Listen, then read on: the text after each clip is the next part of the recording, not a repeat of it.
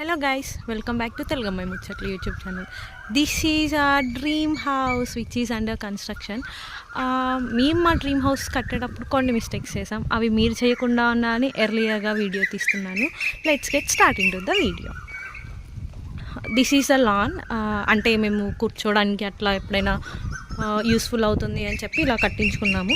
ఇక్కడ మేము చేసిన మిస్టేక్ ఏమన్నా ఉందంటే ఆ గోడ అనమాట. అది అన్నెసెసరీ అనిపించింది. ఎందుకంటే మాకు ప్రహరీ కూడా ఇటు సైడ్ వస్తుంది. మాకు ఇక్కడ నడవడానికి కొంచెం ప్లేస్ ఉంది, దాని తర్వాత ప్రహరీ గోడ వస్తుంది. సో ఈ గోడ యూస్లెస్గా కట్టాము. ప్లాస్టింగ్ చేసేటప్పుడు పడేద్దాం అన్నారు, but still we are in confusion అనమాట. అది ఉంచాలా తీసేయాలా అనేది ఐడియా లేదు. కొంతమంది వచ్చి ఉంచండి కూర్చోడానికి బాగుంటుంది అని చెప్తున్నారు.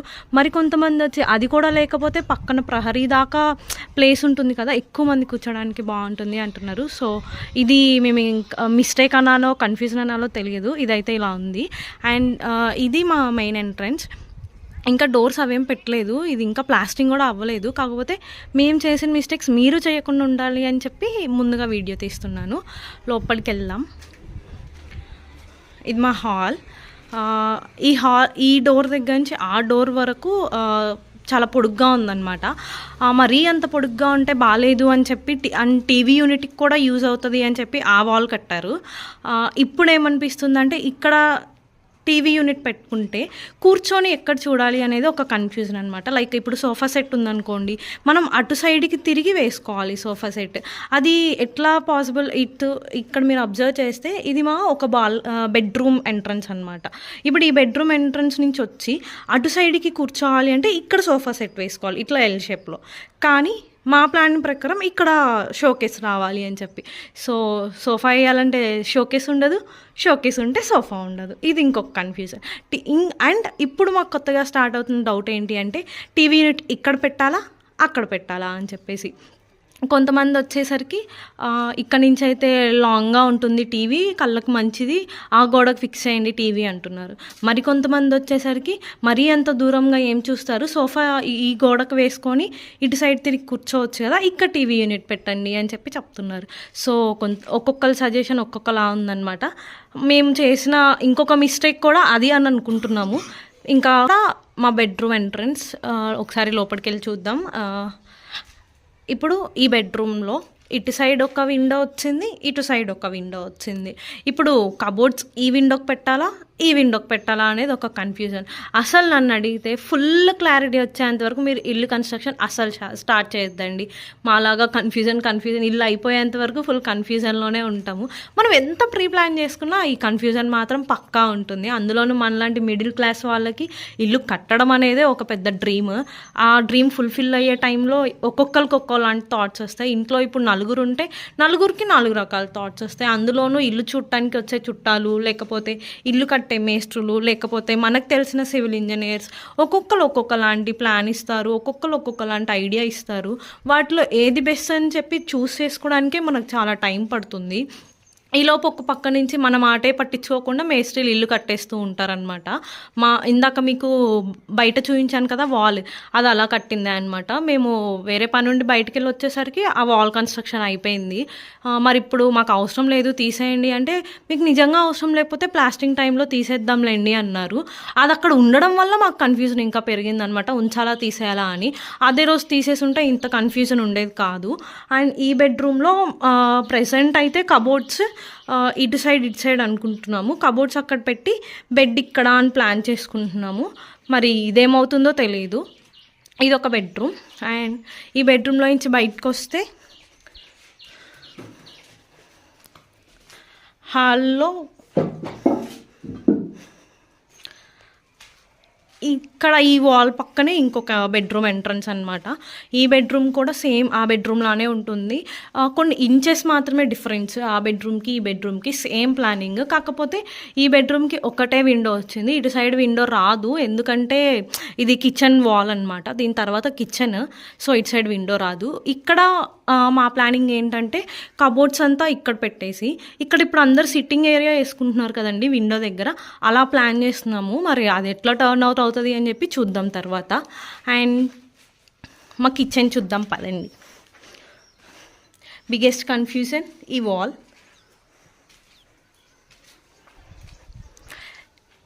ఇదే మా అందమైన డైనింగ్ ఏరియా అండ్ కిచెన్. ఈ కిచెన్లో కూడా ఈ కిచెన్ అండ్ డైనింగ్ ఏరియాలో కూడా మాకు చాలా చాలా కన్ఫ్యూజన్సే ఉన్నాయి. లైక్ మా డాడీ వచ్చేసరికి చిమ్నీ ఇక్కడ పెడదాం, గ్యాస్ స్టవ్ ఇక్కడ పెడదాం, ఇదంతా ఒక లెవెల్ చేద్దాం, యూ షేప్ కిచెన్ అవుతుంది అని చెప్పి మా డాడీ. మా మమ్మీ వచ్చేసరికి ఇక్కడ నాకు మస్ట్ అండ్ షుడ్గా దేవుడి గూడే కావాలి, ఇక్కడ నుంచి ఇక్కడ వరకు దేవుడిది పెట్టేసి తర్వాత మీ ఇష్టం వచ్చింది ఏదో ఒకటి చేసుకోండి అని మా మమ్మీ. నేను వచ్చేసరికి ఫుల్ యూ షేప్లో కబోర్డ్స్ పెట్టేస్తే అసలు చాలా చిన్న కిచెన్ అయిపోతుంది.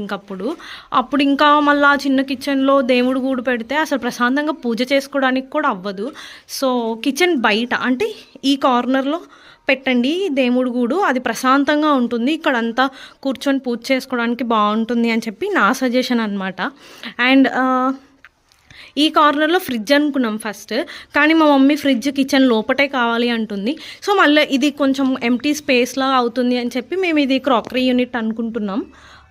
ఇక్కడ క్రాకరీ యూనిట్, ఇక్కడ దేవుడు గూడు, మరి ఇక్కడ డైనింగ్ ఏరియా అన్నావు కదా, డైనింగ్ టేబుల్ ఎక్కడ అనుకుంటున్నారా, అది మేము ఇక్కడ ప్లాన్ చేసుకుంటున్నాం అనమాట. ఇప్పుడు డైనింగ్ టేబుల్ ఇటు సైడ్ అనమాట. ఇప్పుడు కొత్తగా వస్తున్నాయి కదా డిటాచబుల్ డైనింగ్ టేబుల్స్, మనకు కావాలి అనుకున్నప్పుడు టేబుల్ లాక్ చేసుకోవడం, లేదనుకున్నప్పుడు క్లోజ్ చేయడం. సో ఎంట్రన్స్ కాబట్టి ఇటు సైడ్ మాకు నడవడానికి ప్లేస్ ఉండాలి కాబట్టి డిటాచబుల్ డైనింగ్ టేబుల్ ప్లాన్ చేస్తున్నాము.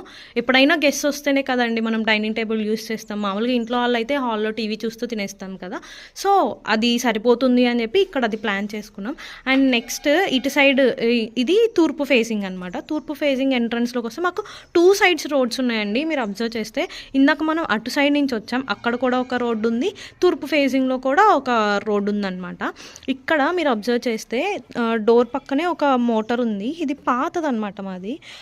పాత మోటార్ ఏమైందంటే కరెక్ట్ గుమ్మంకి ఎదురుగా ఉంది కాబట్టి అట్లా ఉండొద్దు వాస్తు ప్రకారం అన్నారు. సో ఇది క్లోజ్ చేయించి ఇది తీపించామన్నమాట. ఇది కొత్త బోర్ అవుతుంది. అది స్టార్ట్ చేసే టైంకి ఇది ఇంట్లోకి వచ్చే ఒక్క రోజు ముందైనా సరే ఇది క్లోజ్ చేసేయాల్సిందే కంపల్సరీ అన్నారు. ప్రజెంట్ గోడలు తడపడానికి అట్లాగా ఈ మోటార్ యూస్ చేస్తున్నాము. ఇంట్లోకి గృహప్రవేశం అయ్యే ముందు ఈ బోర్ క్లోజ్ చేసేసి దానికి మోటార్ ఫిక్స్ చేస్తారనమాట. అండ్ ఈ ప్లేస్ వచ్చేసరికి మాకు బయట ఇది ఎంట్రన్స్ అవుతుంది, మెయిన్ గేట్ వస్తుంది. అక్కడ ఒక కామన్ వాష్రూమ్ వస్తుంది అనమాట, ఎవరైనా రిలేటివ్స్ అట్లా వచ్చినప్పుడు యూస్ చేసుకోవడానికి. అండ్ ఈ ప్లేస్ అంతా వాషింగ్ ఏరియా. మీకు వీడియో స్టార్టింగ్లో చెప్పాను కదా మేము చేసిన మిస్టేక్స్ మీరు చేయకుండా ఉండాలని చెప్పి వీడియో చేస్తున్నా అని. మిస్టేక్ నెంబర్ 1 ఏంటంటే ఈ కిచెన్ ఎంట్రన్స్ అనమాట. ఈ కిచెన్ అసలు మేము ఓపెన్ కిచెన్ అనుకున్నాము. ఓపెన్ కిచెన్ అంటే ఏదో ఒక్క సైడ్ గోడ ఉంటే సరిపోతుందేమో అనుకున్నాము. సో ఇటు సైడ్ గోడ పెడదాం, ఇటు సైడ్ వద్దు అనుకున్నాం స్టార్టింగ్. కానీ ఇది ఎందుకు పెట్టాల్సి వచ్చింది అంటే సింక్, స్టవ్ అవన్నీ అటు సైడ్ వాల్కే వస్తాయి కదా. ఇప్పుడు సింక్కి ఎండింగ్ అంటూ ఉంటుంది కదా అండి, కబోర్డ్స్ ముందు దాకా వస్తాయి, సింక్ ముందు దాకా వస్తుంది. సో అటు గోడ కంపల్సరీ ఉండాల్సిందే. మరి ఇటు గోడన్నా తీపిద్దాము అంటే యూ షేప్ కబోర్డ్స్ అనుకున్నాం కదా అండి. కబోర్డ్స్ పెట్టినప్పుడు ఇటు సైడ్ అయినా ముందుకు వస్తుంది. సో అందుకని చెప్పి ఈ గోడ కూడా ఉంచాల్సి వచ్చింది. ఇదొక మిస్టేక్ అనమాట. మేము ప్లానింగ్ బాగా చేసుకోవాల్సింది ఏమో ఈ కిచెన్ విషయంలో. అండ్ నెక్స్ట్ మిస్టేక్ ఏంటి అంటే ఈ పెద్ద గోడ అన్నమాట. మాకు ముందు ఈ ఐడియా లేకపోతుండే, మేము ఆ హాల్లోనే టీవీ యూనిట్ అనుకున్నాము. కాకపోతే టీవీ దగ్గరగా అయిపోతుంది, చూడటానికి ఇబ్బందిగా ఉంటుంది అని చెప్పి ఈ వాల్ అనుకున్నారు. యాక్చువల్లీ ఫస్ట్ వుడ్ వర్క్ చేయిద్దాం అనుకున్నాము, సడన్గా గోడ కట్టేసాం అనమాట. అనుకోకుండా అయిపోయింది అది అలాగా. ఈ గోడ కట్టిన తర్వాత ఇంకొక కన్ఫ్యూజన్ స్టార్ట్ అయింది. ఈ గోడ టీవీ పెడితే సోఫా సెట్ ఎక్కడ వేసుకొని చూడాలి అని చెప్పేసి. ఇట్లాగా కొన్ని మిస్టేక్స్ అయితే మేము చేసాము ముందుగా మంచిగా ప్లాన్ చేసుకోకుండా. అండ్ నెక్స్ట్ బయట ఉన్న గోడ అనమాట, అది మిస్టేక్ నెంబర్ 3. అది ఉండాలో లేదో, ఈ 3 అయితే మాకు ఇంకా కన్ఫ్యూజనే అండి. ఇది మిస్టేక్సో కన్ఫ్యూజనో మాకు తెలియదు. అవి అసలు ఉంటే బాగుంటుందా ఉండకపోతే బాగుంటుందా అనేది అసలు క్లారిటీ లేదు. మీకు నచ్చిన ఐడియాస్ కామెంట్స్లో పెట్టండి. మా కన్ఫ్యూజన్స్ వర్సెస్ మిస్టేక్స్ విన్నారు కదండి. మీకేమన్నా మంచి సజెషన్స్ అనిపిస్తే ప్లీజ్ కామెంట్ బాక్స్లో మెన్షన్ చేయండి. మేము మాకు నచ్చితే ట్రై చేస్తాము అలా చేయడానికి. అండ్ టిప్స్ అన్నాను కదా అండి, టిప్ నెంబర్ 1 వచ్చేసరికి ఆ వాల్ ఉంది కదా అండి, ఇప్పుడు మీకు కనిపిస్తున్న వాల్ అది ఒక్కొక్క బిల్ల పెట్టారనమాట. మనకి ఇల్లు చాలా ఇయర్స్ పాడవకుండా ఉండాలి అంటే అలా ఒక్కొక్క బిల్ల పెట్టొద్దు. ఇంగోండి ఇలా పెట్టాలనమాట. ఒక 2 ఇటుక బిల్లలొచ్చేసరికి వర్టికల్‌గా పెట్టాలి. ఇంకొక బిల్ల దానిపైన హారిజాంటల్‌గా పెట్టాలి. ఇలా గోడ కట్టుకుంటే చాలా ఇయర్స్ ఉంటుందనమాట. మేమెందుకు ఆ ఇల్లు మొత్తంలో ఆ ఒక్క గోడే అలా ఉంటుందండి. అలా ఎందుకు పెట్టామంటే టీవీ యూనిట్టే కదా, ఏం కాదు అనుకోని పెట్టాము. అండ్ టిప్ నెంబర్ 2 వచ్చేసరికి మీరు కాంట్రాక్ట్ కానీ, కూలి కానీ మాట్లాడుకుంటారు కదా అండి మేస్త్రి వాళ్ళతో.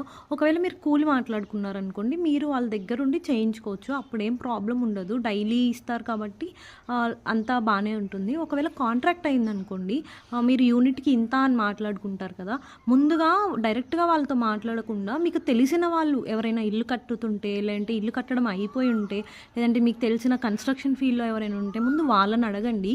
యూనిట్‌కి ఎంత ఛార్జ్ చేస్తున్నారు ఇప్పుడు ప్రెజెంట్ బయట అని చెప్పేసి.